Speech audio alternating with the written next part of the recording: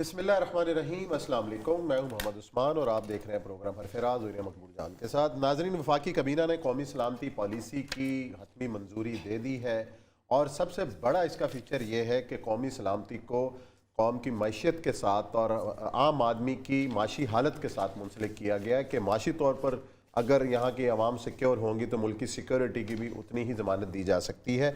कितना बड़ा कदम है, इस पर आज बात करेंगे। और साथ ही ये नई जो एक बुरी खबर सुनाई जा रही है हुकूमत की तरफ से, वो है मिनी बजट के। मिनी बजट के हवाले से इतलात हैं कि वो पेश किया जा रहा है और ख़ुद हुकूमत की जो इत्तेहादी पार्टीज़ हैं इस हवाले से इस मामले पर नाला नज़र आती हैं और उनका ये शिकवा है कि उनको एतमाद में नहीं लिया गया इस मामले पर। इस पर करेंगे बात। साथ ही जिक्र करेंगे भारत का, जहाँ मसीही आवाम के साथ एक इम्तियाजी सलूक बरता जा रहा है। और ताज़ा तरीन खबर यह है कि मदर टेरेसा फाउंडेशन के अकाउंट मुंजमद कर दिए गए हैं। इससे पहले भी ऐसे कई वाक़यात सामने आए हैं और आलमी बरादरी इसको किस तरीके से ले रही है, इस पर करेंगे बात। और प्रोग्राम के आखिर में जिक्र होगा राना शमीम केस का कि आज इस्लामाबाद हाई कोर्ट के अंदर क्या हुआ। लेकिन बढ़ते हैं अपने पहले मौजू की जानिब और ये सब जिक्र कर लेते हैं कौमी सलामती की पॉलिसी का, जिसके अंदर जो मेन उसका नुक्ता है कि अगर मैशियत ताकतवर नहीं तो सलामती की गारंटी नहीं हो सकती। जब तक आम आदमी माशी, समाजी और कानूनी हालत से मुतमईन नहीं होगा, मुल्क की सिक्योरिटी को खतरा लाहक रहेगा। देखिए, आज आम आदमी पर फोकस किया गया है, सलामती जो वो पॉलिसी है उस हवाले से। को आम आदमी और ना मीडिया को इसका अंदाजा है कि मुल्क किस जगह पे खड़ा है। आज मैं नस्ट में था और नस्ट में इशफाक हुसैन साहब जो हैं वाइस चांसलर हैं, ठीक है, उन्होंने बकायदा इंट्रोड्यूस भी मुझे कराया, कंडक्ट भी कर रहे थे। मैं जब स्टाफ कॉलेज में कर रहा था, थीसिस तो सुपरवाइजर भी थे हमारे। सही है। उनको मैंने जब डिस्कस किया तो उन्हें एक फ़िक्रा बोला, बड़ा अजीब व गरीब, खौफनाक फ़िक्रा। तो ये साहब, हम बचपन में जॉन परकिंस की किताबें पढ़ा करते थे, कन्फेशंस ऑफ इकोनॉमिक हिटमैन। अच्छा। और हमें अंदाज़ा नहीं होता था कि मुल्क ऐसे भी तबाह किए जा सकते। पाकिस्तान ऐसे ही तबाह हुआ है और हमें बिल्कुल अंदाजा नहीं हुआ कि हम तबाही के गड़े की तरफ कितनी तेजी के साथ जाते रहे। 116 अरब डॉलर जो हैं ये आपका है एक्सटर्नल डेट। सही है। और 204.77 अरब डॉलर है आपका इंटरनल डेट जो आपने मुल्की कर्जों से लिया। अच्छा, आप इसको अंदाजा लगाएं ये कैसे हुआ और ये पैसा कहाँ खर्च हुआ 70 सालों में। 70 साल में तो छोड़ दें, ये पैसा खर्च होना शुरू हुआ है 1980 ऑनवर्ड। ये पैसा कहाँ खर्च हुआ वो खैर कहानी लंबी सुनाएंगे, लेकिन सिक्योरिटी इसलिए वाबस्ता हो गई है कि जॉन परकिंस ये कहता है कि जिस वक्त हम किसी मुल्क में जाते हैं तो हम उनको इंफ्रास्ट्रक्चरल कर्जे देते हैं। सही है। मोटरवे बनवा लो, एयरपोर्ट बनवा लो, फलां बनवा लो। हम उनको सब्सटैंशियल कर्जे नहीं देते, हेल्थ में कर्जा नहीं देते, एजुकेशन में कर्जा नहीं देते, जहाँ साइंस टेक्नोलॉजी में कर्जा नहीं देते, किसी बड़ी फैक्ट्री लगाने के लिए कर्जा नहीं देते, इंफ्रास्ट्रक्चर पे देते हैं। उस होता क्या है कि मोटरवे से गुजरे 1 करोड़ बंदा भूखा, इधर 1 करोड़ भूखा। लेकिन जब एक जीडीपी लेवल जो है 50% से ऊपर हो जाता है तो हम अपने हॉक्स को भेजते हैं। वो मुल्क से कहते हैं कि आप फलां चीज़ हमें दे दो, फलां चीज़ हमें दो, बस हमें कॉर्पोरेट फार्मिंग करने दो, हमें फलां वाली माइन दे दो, हमें फलां वाली चीज़ें दे दो। इस तरह की चीज़ें हम उनसे लेते हैं। वो जब नहीं मानते तो फिर हम असैसिनेशन करते हैं, लोगों को मारते हैं। उसने कहा 4 एक कम से कम सदूर जो थे साउथ अमेरिका के, वो मेरे सामने मारे गए। फिर नहीं होता, फिर हम अंदर दाखिल हुए, जैसे हम इराक में दाखिल हुए। पाकिस्तान के पास देखने के लिए क्या है? नथिंग। सिर्फ एक, दैट इज न्यूक्लियर प्रोग्राम। कोई और चीज नहीं है आपके पास। और अगर आप इस वक्त सिक्योरिटी को इसके साथ नथी नहीं करते तो आपका nuclear programme that you have to sell it out. फिर देन ये आपको कैप करना पड़ेगा। ये बहुत बड़ा खतरा है। ये आर्म सिक्योरिटी पॉलिसी जो हमारे सामने आ गई है, बहुत बड़ी पॉलिसी है। और पहली आपका इस वक्त जीडीपी से भी ज्यादा कर्जा हो चुका हुआ है। और ये जीडीपी से और सबसे बड़ी बात बताऊं आपको, Imran Khan is the most failure project of this country. वो समझते थे कि इसका इंटरनेशनल एक्सपोजर है, बहुत उसके साथ पैसे बहुत कुछ है, आएंगे, पैसा बरसात हो चीजें जाएगी आएंगे, डॉलरों की, बरसात हो जाएगी, ये उलट हो करने को। उसको उलट इसलिए हुआ है कि उसके अंदर पर्सनल एडमिनिस्ट्रेटिव एक्यूमेन नहीं था। एक चीज होती है, एक आदमी जो है वो सिर्फ तकरीरों से या नारों से या खूबसूरत गुफ्तगू से हैंडसम होने से तो नहीं आगे बढ़ता। इस वक्त एक सीरियस थिंकिंग सर हो रही है, क्योंकि अगर ये मुल्क है तो मैं हूं, ये 18वीं तरमीम, ये फलानी तरमीम, ये कुछ नहीं है अगर ये मुल्क नहीं है। सही है। वो कह रहे हैं कि ये इस इकोनॉमिक क्राइसिस से कैसे निकलेंगे। यानी आप इस वक्त स्टेट बैंक से बोरो नहीं कर सकते, IMF ने ताले लगा दिए। आपको मजबूर कर दिया कि स्टेट बैंक को खुद मुख्तारी दो।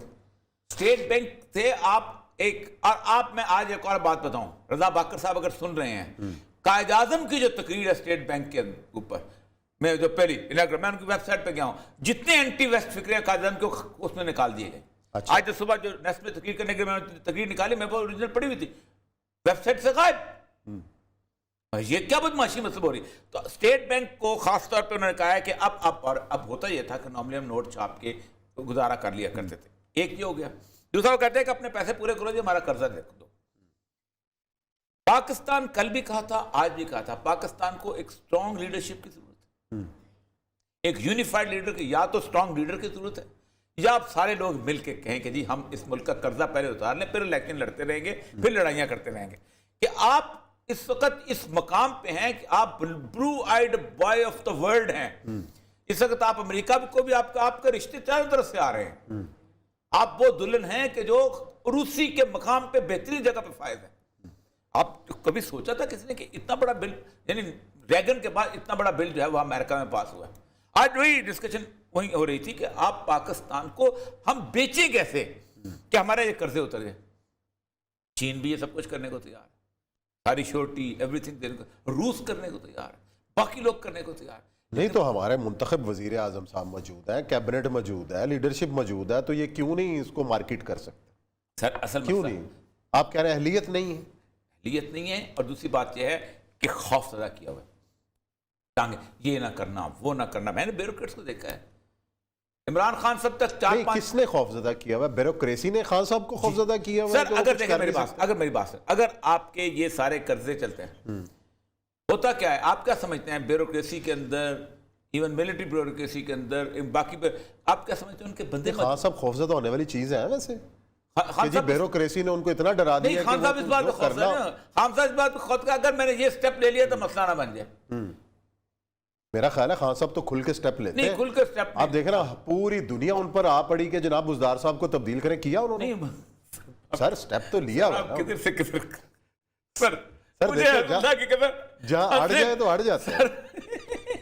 सर ये बुजदार, ये वर्ल्ड बैंक IMF है, ये जागीर तरीन लोग नहीं है, इन पे खान साहब चर्चा होता है। जो IMF के पास गए हैं तो आपका कहना यह है कि ब्यूरोक्रेसी लेके गई उनको कि खान साहब जाएं? हाँ, अगर ब्यूरोक्रेसी खड़ा कर देती उस वक्त कि हमने नहीं जाना IMF के पास, 10,000 तो उस्मान साहब मिसालें दी हैं आपको।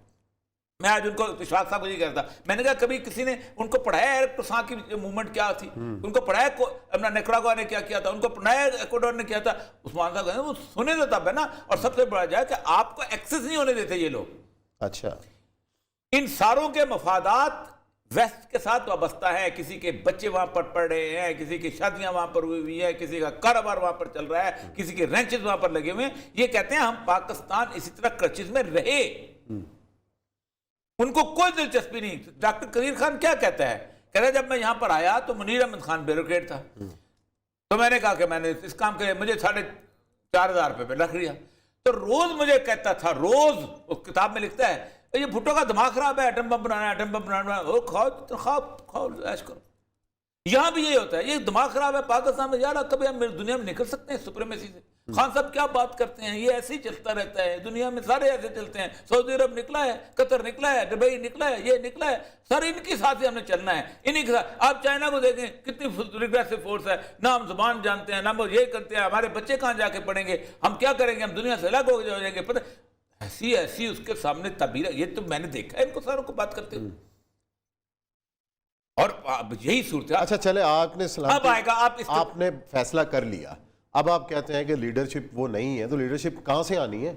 सर लीडरशिप ना हो, कंसेंसस पैदा किया जाता है। कौन करेगा? ये भाई आप तो साथ बैठने के लिए खान तैयार साहब नहीं तो है खान साहब तो नहीं कर सकते। कि मैंने मैंने शहबाज वही कहा ना, शरीफ के खान साथ साहब नहीं इज अ बैठना। Failed project. खान साहब is a failed project of the democracy. अच्छा चले, आप ताज़ा ताज़ा इस्लामाबाद से आए हैं, कोई खबर लेके आए हैं कि अब चले ये तो फेल हो गए, अब अगला कौन है जो आगे कामयाब मेरी करे? बात, इस मुल्क का जो जेनेसिस है ना, उस जेनेसिस की बुनियाद के ऊपर आप ये समझें कि जो आपका स्ट्रक्चर बन चुका हुआ है, उस स्ट्रक्चर ऐसा ही है कि जो रूअन्स जो उसने कहा था ना, ली कुआन यू ने, if you do this thing, this country is going to the dogs, this country is going to be the ruins, ये तबाह हो जाएगा। आप देखें, आप 80 वे फॉरवर्ड क्या है, हम कैसे सर निकलें? वे फॉरवर्ड आपको नेशनल कंसेंसस करना पड़ेगा, वरना इस तरह नहीं ये मुल्क चलता। सिंध के अंदर बंदा हुआ बैठा, बंदा कहता है कि मैं, अपोजिशन ने तो 3 साल पहले कहा था कि हम वो करते हैं माशी। उस्मान साहब यही से कह रहा हूं कि इससे फेल प्रोजेक्ट। अब यानी आपकी यानी 400 जंक ऑफ द पीपल, जिनको 10% अवाम की अक्सरियत वोट हासिल था, उन्होंने मिलकर 18th अमेंडमेंट लेके आए। सिंध में बंदा बैठा हुआ कहता है मैं पंजाब का अल्लामा इकबाल नहीं पढ़ता हूं, पंजाब में बैठा कहता है मैं शाह अब्दुल लतीफ भुट्टाई नहीं पढ़ता हूं, वो कहता है मैं रहमान बाबा नहीं पढ़ता हूं, वो कहता है यार आपने मुल्क चलाना है कि यहाँ आपने 4 इंडिपेंडेंट स्टेट्स लानी है। आपने एनएफसी की सूरत हाल ये है कि आपने, अच्छा ऊपर से मिनी बजट भी आ रहा है, वो अब आ रहा है, अब मिनी बजट भी आ रहा है। अच्छा मिनी बजट देखिए, अब अंदाजा करें।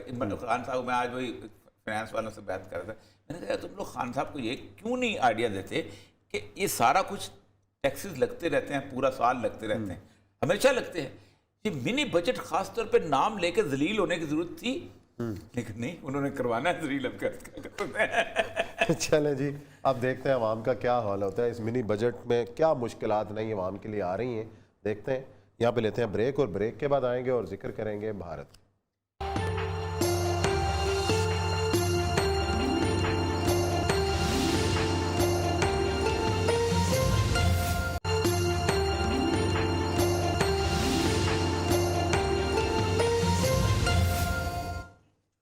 जी नाज़रीन, ब्रेक के बाद आपको खुशामदीद कहते हैं। गुज़िश्ता रोज़ भी हमने अपने प्रोग्राम में भारत में मसीही बरादरी के साथ रवा रखे जाने वाले मज़ालिम का जिक्र किया और न्यूयॉर्क टाइम की जो रिपोर्ट थी उसका भी हवाला दिया। लेकिन ताज़ा तरीन इतलात ये हैं कि मदर टेरेसा फाउंडेशन, जिन्होंने सारी ज़िंदगी अपनी भारत में गुजारी और फलाई कामों में अपनी पूरी ज़िंदगी सर्फ की, उनके अकाउंट मुंजमद कर दिए गए और बहुत बड़ी तादाद में जो बिजनेसमैन कम्युनिटी अपना सरमाया लेके भारत से जा रही है कि किसी भी वक्त उनके भी अकाउंट फ्रीज हो सकते हैं।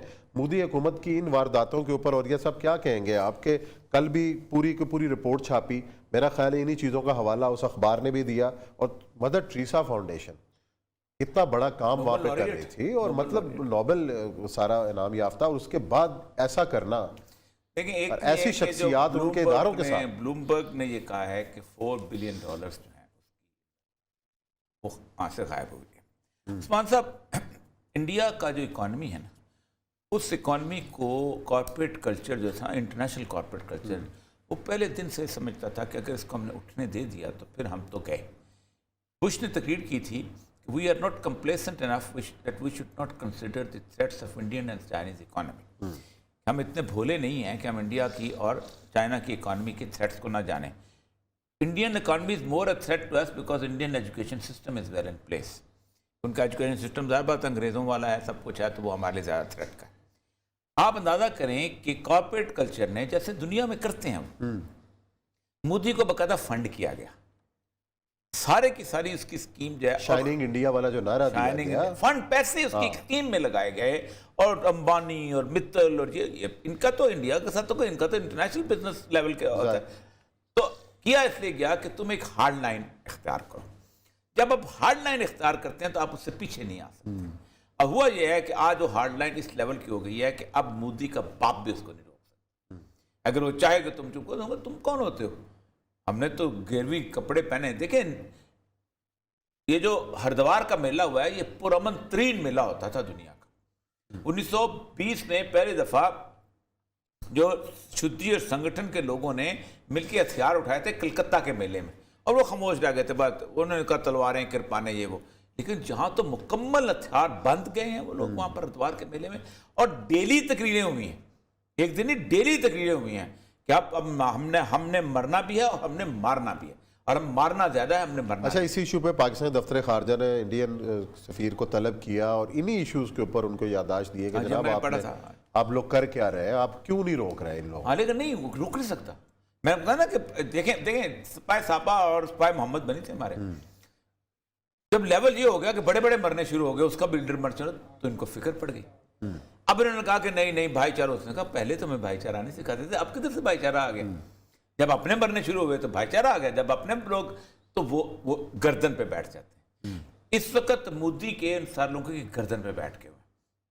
अब देखें ये जो 4 बिलियन क्यों होगा क्या? जब ये सूरत बनेगी तो इंडियन इकॉनमी डिफ्यूज होनी शुरू होगी। जब इंडियन इकॉनमी डिफ्यूज होनी शुरू होगी तो इंडिया जो है वो कहते हैं पली हुई गाय है, वो इतनी आसानी से मरता तो नहीं। इंडिया को अपने इंटरनल सिक्योरिटी के लिए चीज़ें चाहिए, मदद चाहिए होगी। वो कहाँ से आएगी? अमेरिका से आएगी। वो कहाँ से आएगी? यूरोप से आएगी। वो कहाँ से आएगी? इसराइल से आएगी। इंटरनल सिक्योरिटी बिल्ट अप के लिए सारा, फिर आपको एक्सटर्नल थ्रेट चाइना भी है, इंडिया भी है। फिर होगा ये कि आप उस, क्योंकि ज़ाहिर बात है पाकिस्तान का थ्रेट जो है उसके बगैर तो आगे आप बढ़ नहीं सकते। तो मैं ये समझता हूँ कि इंडिया का एक डूम स्टेज है बहुत नज़दीक आ चुका है, जहाँ आपको देखिए क्रिश्चियनिटी जो है ये बरसगीर अगरचे को उन्होंने अंग्रेज के साथ मिलकर बहुत कुछ किया, लेकिन बजाते खुद सबसे पीसफुल कम्युनिटी रही।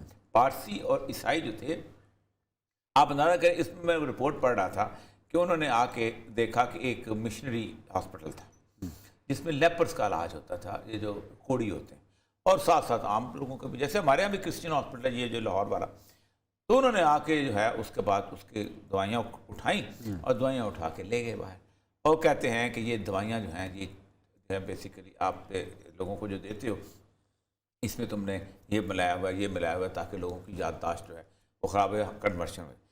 आप अंदाज़ा करें उनको पकड़ा किस पे? Conversion law. ये दुनिया का वाहिद मुल्क है कि जिसमें मजहब की तब्दीली के ऊपर पाबंदी है। कोई दुनिया का मुल्क ऐसा नहीं है, यानी 70% रियासतों में मजहब पे तब्दीली पर पाबंदी है। भाई केरला के 1-2 रियासतें और रहेगी, बाकी सब और दुनिया का कोई फंडामेंटल ह्यूमन राइट्स वाला बंदा नहीं बोलता कि ये तो फंडामेंटल ह्यूमन राइट्स में शामिल है।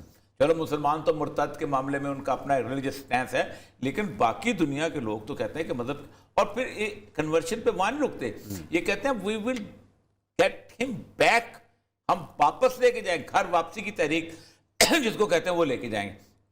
सर मसला ये है उस्मान साहब, ये न सिर्फ भारत, वो भारत को चीन के साथ लड़ा के इस पूरे खित्ते की इकॉनमी को वापस एक उस सतह पे लेके आना चाहते हैं जैसे उन्होंने जर्मनी के साथ किया। सही। आपको पता है जर्मनी ने 50 साल तक तावान जंग अदा किया, 50 साल तक सिर्फ उसको जो है उनको उसको फ्यूज किया, उसको उठाया, उसको चलाया। 1925 में उन्होंने तावान जंग दिया था। हिटलर जो है उसने एक ही नारा लगाया था, हम तावान जंग नहीं देंगे, हम इनके साथ लड़ेंगे, और ये तो कोई चीज़ नहीं। जर्मन तो पता नहीं क्या रेस है। यूनिवर्सिटीज तहकीकात किया करती थी 2 चीज़ों के ऊपर, जर्मन रेस क्या है और सेमाइट्स जो कि यहूदी क्या चीज़ है। और उसके ऊपर जो आपको भी फिल्म आपको देखने का मौका मिले, 25th आवर, एंथनी क्वीन है उसके अंदर। एंथनी क्वीन को पकड़ के ले जाते हैं और उसके ऊपर जीनोलॉजिकल स्टडी कर रहे होते हैं कि इसका नाक कैसा है, इसका ये कैसा है, और ये नाक एरियंस है, ये नाक ज्यूश है, पाँव जो कैसे हैं, फ्लैट फुट। इस तरह की बाकायदा लोगों को कहानियां सुनाई गई थी कि तुम चूंकि बुनियादी तौर पर ये तुम्हारे अंदर जीन है, तुम बहुत हो लड़ पड़े। अच्छा, मैं तो ये सवाल मेरा यहाँ पे है, जब इस किस्म की पॉलिसीज भारत में जारी रहेंगी तो जो यूरोप है खास तौर पर उसका रिएक्शन क्या होना चाहिए? देखिए कि जनाब आपने मदर टेरेसा फाउंडेशन तक को नहीं छोड़ा। जो बंदा ये कहता है कि यूरोप सेकुलर है, आज कली खुल गई कि यूरोप इज क्रिश्चियन। 2 सफ़े की रिपोर्ट है न्यूयॉर्क टाइम्स की, कभी किसी मुसलमानों पर रिपोर्ट आई है? और उसके अंदर को कत्ल वतल के सूरत नहीं आई। अभी सिर्फ मुक्के शुक्के लगे हैं पादरियों को, और उनके बच्चों को मारा है, उन औरतों को थप्पड़ मारा है, उनके चर्चों को, अभी लोग मरे नहीं हैं। कश्मीर के हवाले से भी बड़ा इस साल खास तौर पर मैंने आपसे कहा ना कि इंडिया का बजाते खुद चेहरा ऐसा होता जा रहा है। और वो वाकई आपको मैं बताया था कि उन्होंने इंडियन इकॉनमी को मुकम्मल तौर उनको वो ये चाहते हैं कि India should remain as a market, but India should not remain as an industrial unit. ये नहीं हो सकता। इंडिया को हम चीजें बेच सकते हैं, इंडिया दुनिया को चीजें नहीं बेच सकता। इसलिए बांग्लादेश को यूं ऐसे बाजगुजार रियासत रहे हमारी, बस हम हमारे लिए मार्केट रहे, हम उसको चीजें बेचे। लेकिन ये नहीं होता। अब देखिए कैंसर की जो मेन दवा उन्होंने ईजाद की थी, उन्होंने मार्केट नहीं होने दी। उनकी इंडियन फार्मास्यूटिकल इंडस्ट्री बहुत हाई लेवल पे बहुत चलेगी, अच्छी भी और सस्ती भी है। सस्ती, लेकिन नहीं जो सॉल्ट है उसका मतलब जो पाकिस्तान भी बहुत सारी दवाइयों का सॉल्ट वहां से आता वहां है, से भारत से आप देखें वो नहीं होने देते, चाइनीज को नहीं होने देते, मोनोपोली है। आप ये फलां दुकान, मैं ट्रांसफर प्राइसिंग पे था, ये चाइना से खरीदते हैं, मतलब क्लोरोफेनिकल खरीदा, वो $5 पर किलो खरीद लिया, या 100 से खरीद लिया, इंडिया से खरीद लिया, सही है। वो फायदा का जब बाकी कंपनी किसी पे, वो सिर्फ ज्यूरिच के एयरपोर्ट को टच करता है जहाज, वही जहाज रीरूट होता है और पाकिस्तान आ गया, वो $5 के बजाय $500 पर केजी हो जाता है। ये है असल में वो जो पेटेंट का तस्वर जो बनाया, ये जो बेसिकली जो बनाया था उन्होंने, ट्रिप्स बनाया था या WTO बनाया था, ये तो बनाया इसलिए था कि चंद लोगों की मोनोपोली हो जाए। अब देखिए हल्दी उनका है, हल्दी हमारा है, पेटेंट किसने किया हुआ? यूरोप ने। अब आप हल्दी उगाएंगे, लेकिन चूंकि पेटेंट उसने पहले जाके करवा लिया है टर्मेरिक को, आप नहीं बेच सकते हो। हालांकि इंग्लैंड में हल्दी तस्वर नहीं होती कि उगाई जा सके, लेकिन चूंकि हल्दी ऐसी चीज है जो एंटीसेप्टिक भी है और एंटीबायोटिक भी, और पता नहीं क्या क्या चीजें उसके अंदर आती हैं, और उसको उन्होंने नहीं कराने दिया। जैसे हम पाकिस्तान के साथ बासमती इंडिया ने करवाया, हमारा बासमती चावल हमने उगता है और हम उसको भेजते हैं दुबई में जाके, वो दुबई में जाके वो इंडिया की मोहर लगी हुई होती है, वो चावल पाकिस्तान। तो ये असल में इसमें ट्रेड की ऐसी मोनोपोली का सिस्टम, ये मुझे लगता वही है कि इंडिया की अब जो है ना वो अखीर वो जो रसूल अकरम से हदीस है ना कि आप हिंद के बादशाहों को पकड़ के ये वापस 560 रियासतों में तकसीम हो जाएगा, छोटी छोटी, क्योंकि जहाँ जितनी उसकी इंडिपेंडेंट मूवमेंट चली हुई है, जिस तरह का ये गंद हो रहा है, जिस तरह ये यहाँ से सरमाया निकल रहा है, क्योंकि इंडिया में गुर्बत ऑलरेडी बहुत ज्यादा है। इंडिया मजीद गरीब होना अफोर्ड नहीं कर सकता। सर आप सोचें कि 65% लोगों उसकी सिक्योरिटी भी माशी सूरत हाल से जुड़ी हुई है ज्यादा जुड़ी हुई है उसका मसला बहुत, इसलिए कि वहाँ 1 अरब 20 करोड़ लोग, हाँ, और 1 अरब 20 करोड़ में से चंद करोड़ होंगे कि जो सुख का सांस लेते हैं। इतनी बाकी तो सड़कों पर फुटपाथों पर सोने वालों की तादाद पूरी दुनिया में सबसे ज्यादा उनके गांव के अंदर। आप देखें, मैं बताऊं, मैं ट्रेवल कर रहा था उससे उड़ीसा से, वहाँ उड़ीसा के इलाके में, ये जो बिहार से उड़ीसा, रास्ते में 15 साल की 10 साल की लड़कियां लालटेन लेके खड़ी होती। गुर्बत का ये हाल है, जिस्म फरोशी का ये लेवल। चले देखते हैं जी क्या होता है, ये आलमी बरादरी किस तरीके से इसका नोटिस लेती है इन हालात का जो भारत में जारी है। लेते हैं ब्रेक के बाद आएंगे और जिक्र करेंगे राना शमीम केस का कि आज इस्लामाबाद हाई कोर्ट के अंदर क्या हुआ।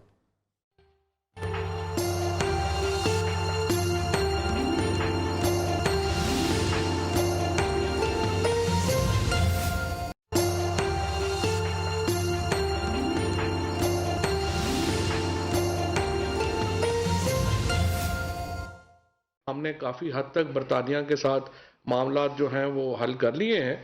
नवाज शरीफ को हम वापस लेके आएंगे, इन्होंने नहीं वापस आना। आप यकीन रखें, ये जो आपने देखा ना, यार सादक ने कहा कि वापस आ गए, अगलों को जाती उम्रा वालों को तो दिल ही बैठ गया कि यार सादक साहब क्या बात कर रहे हैं। उसके बाद जो है इन्होंने खुद कभी वापस नहीं आना। मैं उसको वक्त भी कह रहा था इनको बाहर ना जाने दें, इन्होंने वापस नहीं आना।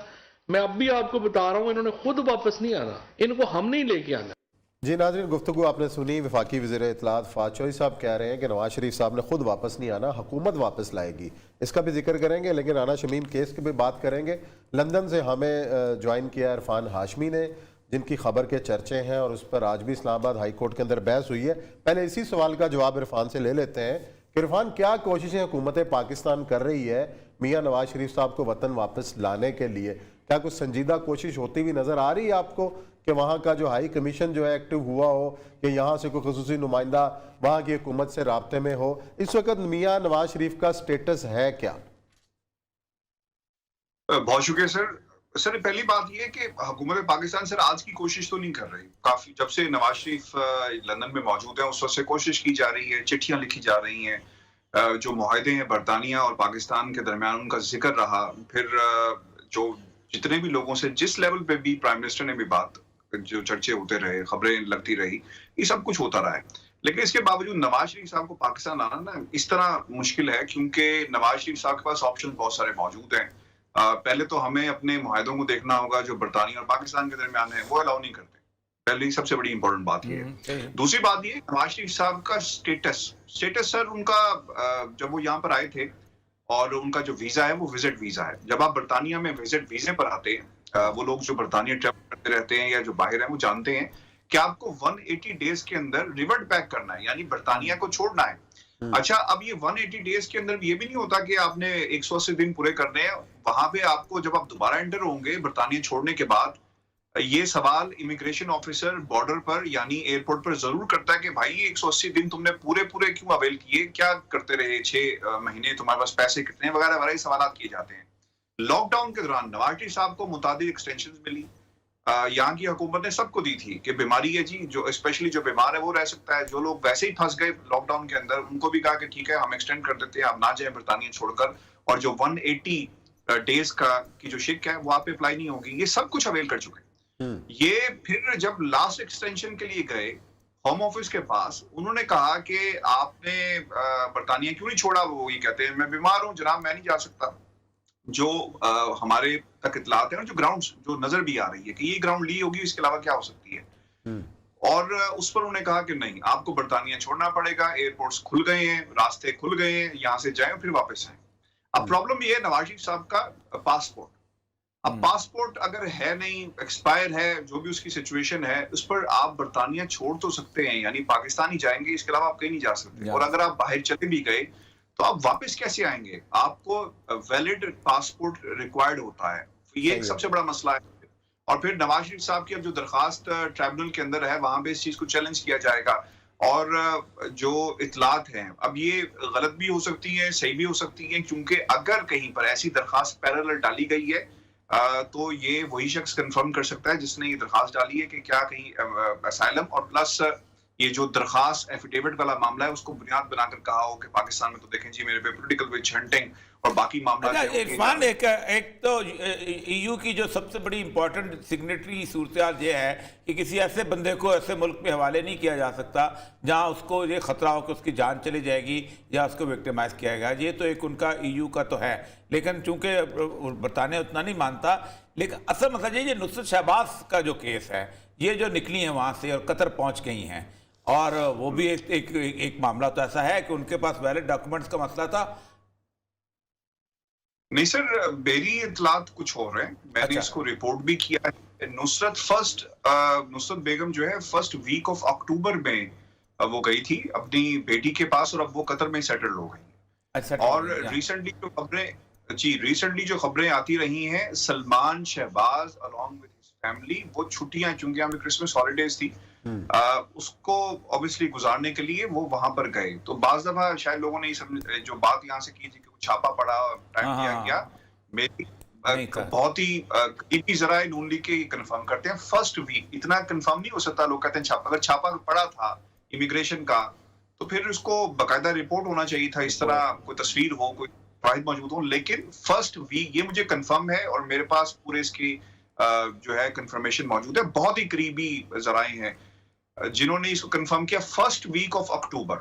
नुसरत बेगम यहाँ से चली गई। अच्छा चले, ये तो वो दूसरा मसला हो गया। लेकिन जो इस्लामाबाद हाई कोर्ट के अंदर आज राना शमीम साहब ने ये कहा है कि जनाब जब ये वो तस्दीक कर रहे थे या जब एफिडेविट लिखा जा रहा था तो उस वक्त उनके पास और कोई नहीं था। तो जो आपने स्टोरी दी कि जी नवाज शरीफ साहब मौजूद थे और उन्होंने अपनी मौजूदगी के अंदर ये सारा कुछ करवाया, तो ये कहानी किस तरफ जाती हुई नजर आ रही है? सारा मुद्दा तो आप पर आ रहा है इरफान। नहीं, मेरे पे नहीं आ रहा सर, इन लोगों पे खुद आ रहा है, और वर्डिंग्स उसकी बड़ी इंपॉर्टेंट है। प्लेस जहां पे इसको साइन किया गया, खबर के अंदर 3 पॉइंट्स को मैंने रेज किया है एविडेंस की रोशनी के अंदर, और वो क्या थे, कहाँ, उन्होंने कहा मार्बल आर्च, और किस तरह का माहौल था, बहुत करीब थे एक दूसरे के। उन्होंने बताया कि जो एविडेंस में है कि जनाब बड़े कुजी माहौल में यानी दोस्ताना माहौल में बैठे हुए थे। और फिर ये ऐसा नहीं है कि हमने किसी की बात सुनी, मेरा वर्ड आपके हवाले से और आपकी बात मेरे हवाले से, ऐसा नहीं है। ये सर एविडेंसेस हैं जो खुद बता रहे हैं कि क्या हुआ क्या नहीं हुआ। अच्छा, ये एविडेंस काफी दिनों से बात चल रही है, आप भी डाइवल्ज नहीं कर रहे इसके ऊपर। ये एविडेंस किस नौइयत के हैं? कोई बायरास इंटरव्यू है या?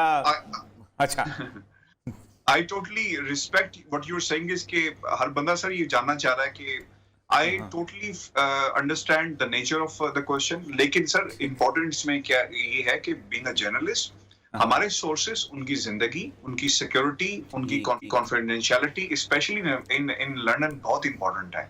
मेरे पे सर इतना प्रेशर है पिछले 3 दिनों के अंदर, मैं आपको बता नहीं सकता। बाकायदा ट्रोलिंग की जा रही है, बाकायदा ट्विटर के ऊपर जो है वो बताया जा रहा है, मेरे लिंक साबित किए जा रहे हैं। हालांकि that is an excellent piece of investigative journalism, जिसमें किसी को कोई चीज पसंद आएगी, किसी को कुछ पसंद नहीं आएगा। अभी तक एक छोटा सा मेरा सवाल है, किसी ने चार्ल्स गद्री को कन्फ्रंट क्यों नहीं किया? हसन को क्यों कन्फ्रंट नहीं किया? आशी को क्यों कन्फ्रंट नहीं किया? पूछा क्यों नहीं किसी ने?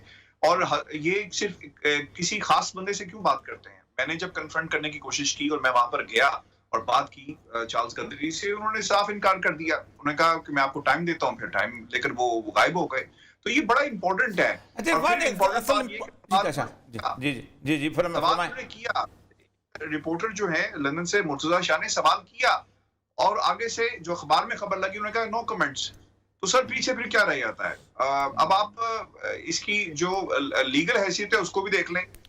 जब ये तासुर मिले, जो एविडेंस सजेस्ट करता है कि इर्द गिर्द लोगों के हवाले से ये तासुर मिला कि कुछ बहुत ही इंपॉर्टेंट है। अब मसला ये है, वो ये कहते हैं कि अकेले थे, कमरे में और कोई नहीं था, मुकम्मल होश-ओ-हवास में, बगैर किसी दबाव के। तो सर फिर बीइंग अ जर्नलिस्ट, और हर जर्नलिस्ट का ये फर्ज बनता है वो पूछे, not for the sake of house of Sharif और एनीबॉडी एल्स, ये खबर के हवाले से कि भाई एविडेंस जो हमारे सामने मौजूद है, जिसे रिपोर्ट किया गया, पाकिस्तान में नहीं किया गया। पाकिस्तान में सर ये रिपोर्ट होता तो शायद लोगों ने कहना था कि जनाब ये फलां ने खबर लगवाई, फलां के कहने पर लगवाई, ये हुआ।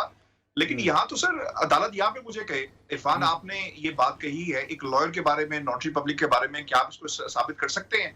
मैं कहूंगा जी ये मेरा डिफेंस है, मैं फाइल कर देता हूँ, ये आप चेक कर लें इसे। पाकिस्तान में भी कहेंगे मैं हाजिर हूँ। अच्छा इरफान, दो चीजें यहाँ पर आपसे पूछूंगा, बहुत इंपॉर्टेंट। एक तो ये है कि क्या ये अटर, अगर आपकी बात सही है तो ये इंतहा की बेवकूफ़ी नहीं है कि एक नोटरी पब्लिक को अपने दफ्तर में बुलाया जाए और वहाँ इतने सारे लोग हों, जैसे आपने कहा कि कैका और बहुत खुश थे और मुझे लग रहा था कि जैसे नवाज शरीफ को बहुत बड़ी चीज़ मिली। एक तो सबसे इंपॉर्टेंट चीज़ ये है कि ये तो इंतहा की बेवकूफ़ी है, या वो समझ रहे थे कि बहुत सिक्योर हैं।